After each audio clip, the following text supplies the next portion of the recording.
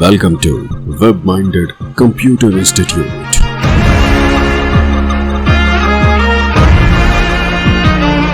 Then like, subscribe and share. सबसे पहले हम ये जानकारी प्राप्त करें वर्ड जो 2010 है उसके बहुत सारे बेनिफिट्स हैं। सबसे पहले जो MS वर्ड के जो फ़ायदे हैं वो ये हैं कि इसमें हम किसी भी प्रकार का टाइपिंग का कार्य कर सकते हैं।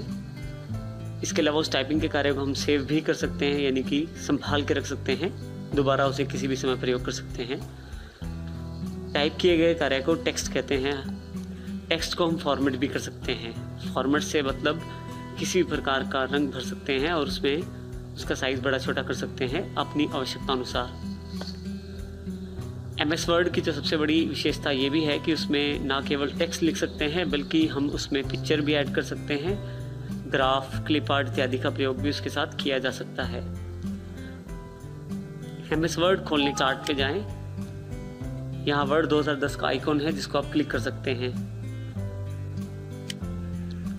इसके अलावा आप चाहें तो ऑल प्रोग्राम्स पे जाएं। इसमें MS ऑफिस का फोल्डर, इसमें वर्ड 2010 जो सॉफ्टवेयर हमने सीखना है उसको क्लिक कर दें। ये आपका सॉफ्टवेयर ओपन हो जाएगा। अब हम वर्ड 2010 की स्क्रीन की जानकारी लेंगे। सबसे पहली पट्टी जो आपको दिखाई दे रही है उसे हम कहते हैं टाइटल बार। अगर आप इस पे ध्यान से देखें तो इस पे डॉक्यूमेंट 1 लिखा आ रहा है।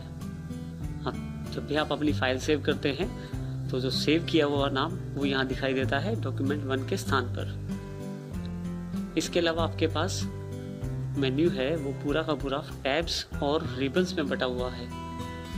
हमारे पास कुल 8 टैब दिखाई दे रहे हैं। File, home, insert, page, layout, reference, mailing, review और व्यू।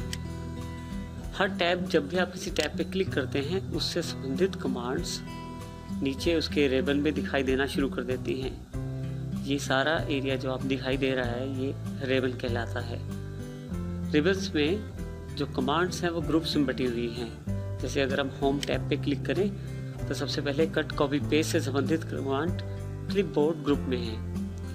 इसके अलावा फ़ॉन्ट को बदलने और रंग वगैरह बदलने के लिए आपके पास कमांड्स फ़ॉन्ट से संबंधित ग्रुप में हैं। इस तरह से रिबन में अलग अलग ग्रुप्स को बांटा गया है। सुविधा के अनुसार आप जिस भी टैब पे क्लिक करते हैं उसका रिबन आपके सामने खुल जाता है और जो कमांड आपको चाहिए वो आप क्लिक करके प्रयोग कर सकते हैं।